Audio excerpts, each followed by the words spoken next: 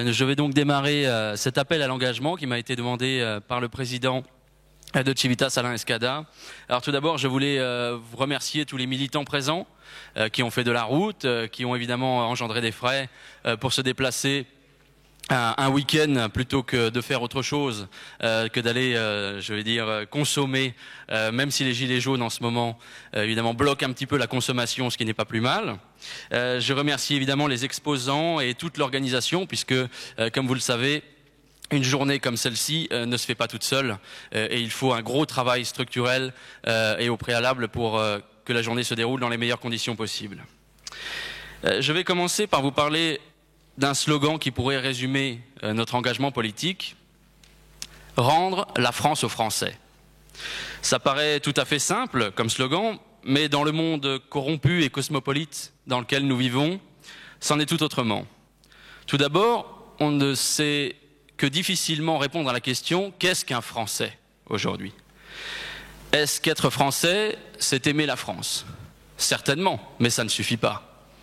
Moi-même, je suis fan de la Hongrie, ce n'est pas pour cela que je suis un Hongrois. Habiter sur le sol français, vous êtes bien placé pour le savoir, cela ne suffit pas pour être français. De race blanche? Oui, mais pas seulement.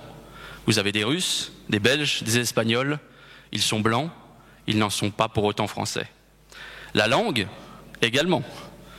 Mais les Belges, les Québécois ou d'autres provinces francophones ne sont pas pour autant français. L'histoire commune, même chose, cela ne suffit pas. Avec les guerres ou certaines colonies en Indochine, en Afrique, ça n'en a pas fait des Français, sauf, évidemment, certains cas particuliers par le sang versé. Être français, c'est un mélange de toutes ces caractéristiques, un mélange très fin, un individu avec qui nous avons en commun le passé, le présent et l'avenir, avec qui nous partageons les coutumes, les mœurs, voire même les goûts. Je m'adresse également aujourd'hui à ceux qui viennent ici en ayant une image lointaine des catholiques, trop souvent à travers les médias. Nous devons malheureusement préciser que nous n'avons rien à voir avec l'Église moderne, qui a presque totalement inversé la doctrine catholique et qui nous donne aujourd'hui une image de faiblesse, de mollesse, de bisounours et d'immigrationniste. Le dernier exemple en date, à travers son représentant actuel, qui va faire des courbettes en Israël, en réclamant à l'Europe entière de se suicider, grâce à l'apport culturel formidable des migrants, qui, comme chacun le sait, sont tous de fervents catholiques.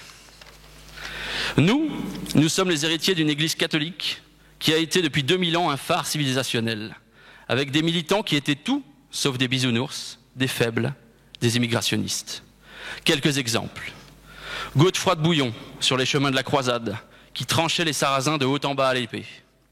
La bataille de Poitiers, qui est encore aujourd'hui le symbole de l'Europe chrétienne contre l'invasion mahométane. 9 croisades, 9. La bataille de Lépante, contre les Turcs, où plus de 20 000 d'entre eux ont péri.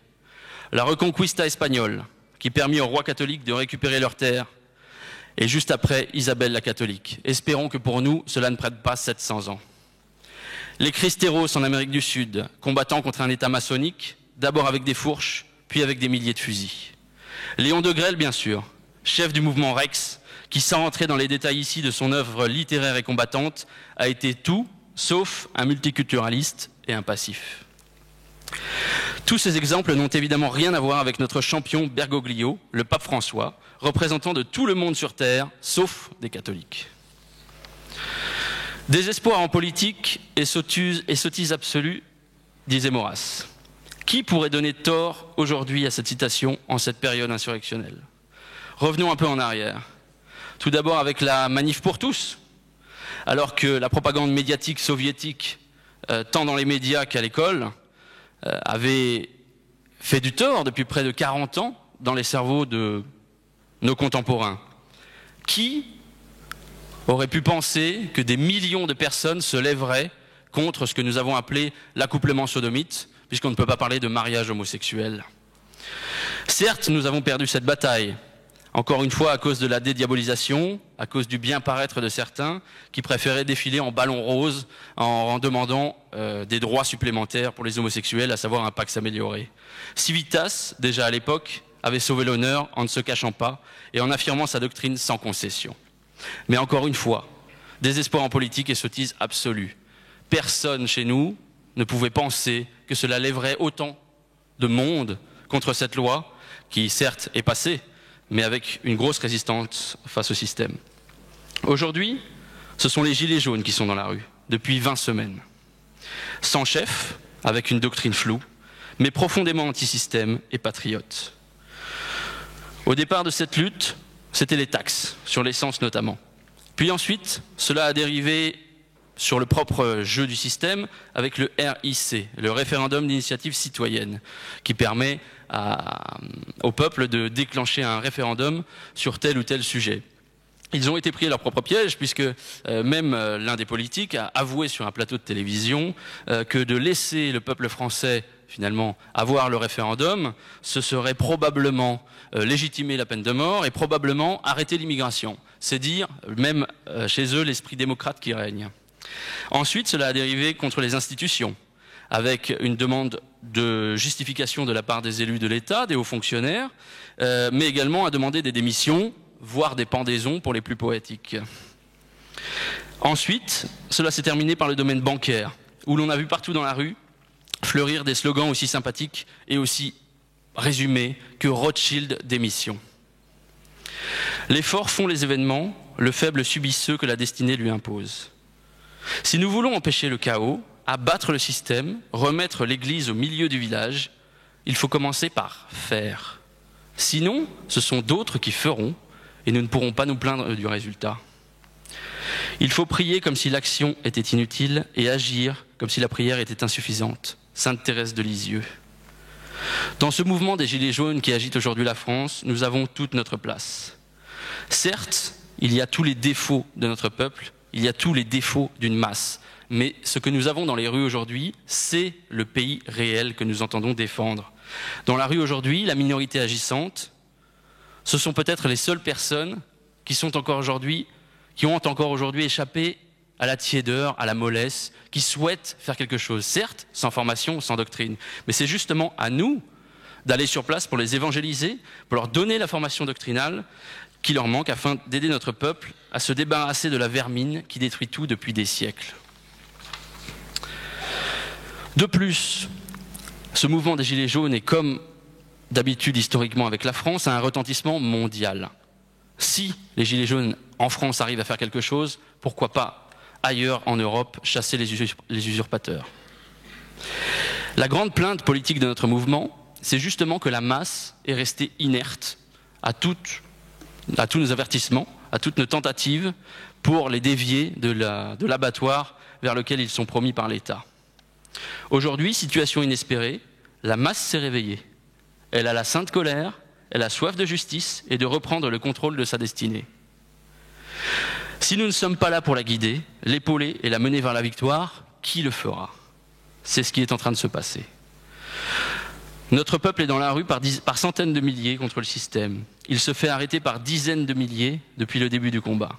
Il se fait mutiler par des tirs et des grenades. Et nous devrions le laisser se débrouiller seul, en comptant les blessés à la TV? Pire encore, nous devrions pleurer devant le doux symbole du Fouquet's brûlé? Je vais vous dire les symboles qui me plaisent. Les portes du ministère enfoncées, la tentative de prise de l'Assemblée nationale, défendue par les bien nommés CRS, compagnie républicaine de sécurité. La France qui dit merde à la République. Plus de 60% des radars brûlés. 2 hélicoptères prêts à évacuer Macron dans la cour de l'Élysée, malgré 100 000 policiers et des blindés mis en place en face du peuple. Et dès le 1er décembre, cette image qui les a tous mis en panique, la statue de leur Marianne républicaine fracassée. Ça les a marqués. Avec en slogan de fond, le peuple de France qui scande « à bas les voleurs, à bas les voleurs ». Si ce n'est pas le mouvement des Gilets jaunes qui l'emporte, ce sera autre chose. Mais je vous garantis une chose, ce n'est pas en restant dans notre salon que nous obtiendrons la victoire. Engagez-vous. Ne soyez pas simplement des consommateurs du mouvement national, mais des acteurs. Ne venez pas simplement dans des conférences ou dans des rencontres comme aujourd'hui pour applaudir, dire bravo, c'est bien ce que vous faites, mais engagez-vous, prenez des contacts, cherchez à agir là où vous habitez, là où vous le pouvez. Je terminerai cet appel à l'engagement par la prière du militant, qui devrait être récitée chaque jour. Ô Seigneur, ne permettez pas que je puisse être un tiède. Donnez-moi la force et la vigueur pour entrer dans l'action militante. Faites que je me lève le matin avec la foi, celle de tous les grands saints, à l'exemple de sainte Jeanne d'Arc, qui savait qu'elle luttait pour la gloire de notre Seigneur Jésus-Christ. Donnez-moi la joie dans le devoir d'état quotidien, l'espérance pour un lendemain toujours heureux. Donnez-moi une aventure qui puisse devenir exaltante et exigeante, en me faisant oublier mon argent, mon confort, mes habitudes. Soyez mon guide dans la lutte contre les injustices, mes lassitudes et mes critiques. Apprenez-moi la joie du pardon envers mes ennemis, tout cela malgré fatigue et contradiction, par l'intercession de la très sainte Vierge Marie. Ainsi soit-il. Je vous remercie.